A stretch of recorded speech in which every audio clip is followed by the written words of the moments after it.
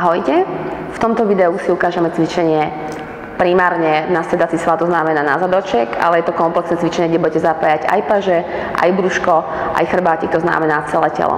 Nie je to úplne jednoduchý cvik, ale myslím si, že trošku seba zápredne, keď do toho dáte a zabojujete, tak ho určite zvládnete. Pokiaľ by to bolo veľmi ťažké, môžete tých opakovaní spraviť menej. Dobre?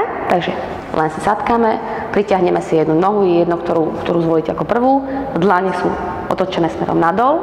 Tu je veľmi dôležité, pokiaľ urobíte výpon pánvou s výdychom hore, aby vám v stojnej nohe v kolene ostal pravý uhol. Pomaličky sa vrátime späť. Druhá noha je vystretá, môžete držať v chodidle opačné nohy flex, ale nie je to až také dôležité. Takže ešte raz. Výdych a nádych.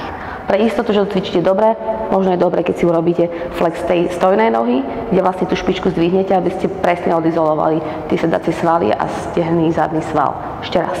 Výdych, nádych, výdych a nádych. Tu pozor, aby ste zase hore išli do tej roviny tela kompletne, to znamená, celé to telo urobilo jednu linku a vrátite sa naspäť. Toto cvičenie je pomerne náročné, takže kľudne vám bude stačiť, keď urobíte 8 opakovaní v 3 sériách. Aj každý deň.